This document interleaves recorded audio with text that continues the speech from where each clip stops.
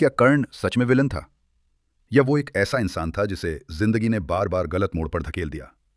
आज हम जानेंगे महाभारत के सबसे मिसअंडरस्टूड योद्धा की कहानी। एक ऐसी कहानी जिसमें दर्द है, वफादारी है और एक गहरी पहचान की लड़ाई। कर्ण का जन्म ही एक रहस्य था।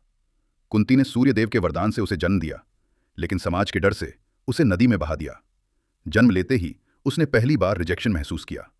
मनोविज्ञान कहता है बचपन का ये त्याग पूरी जिंदगी की पहचान को प्रभावित करता है। कर्ण बड़ा हुआ, लेकिन एक सवाल हमेशा उसके साथ रहा, मैं कौन हूं? एक रथ चालक का बेटा या कुछ और? उसके अंदर प्रतिभा थी, लेकिन समाज ने उसे सिर्फ उसकी जाति से पहचाना। ये वही पल था जब उसके अंदर हीन भावना और पहचान का संकट जन्म लेने लगा। जब कर्ण ने धनुर्विद्या सीखने की कोशिश की, उसे अपमान मिला। तुम इस योग्य नहीं हो। ये शब्द सिर्फ आवाज नहीं थे, ये उसके दिल में जहर बनकर उतर गए।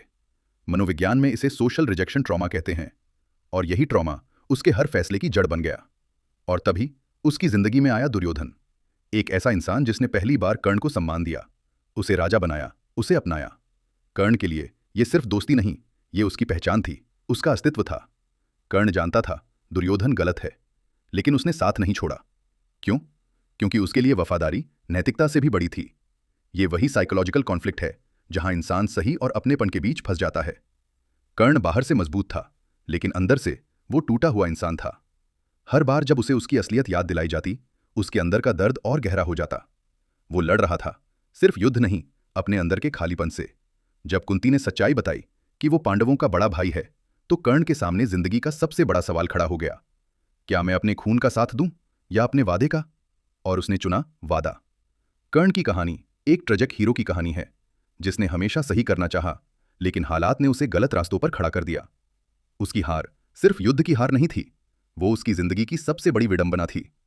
अगर हम आधुनिक मनोविज्ञान से देखें, तो कर्ण एक ऐसा इंसान था जो रिजेक्शन ट्रॉमा, आइडेंटिटी क्राइसिस और इमोशनल डिपेंडेंसी से जूझ रहा था।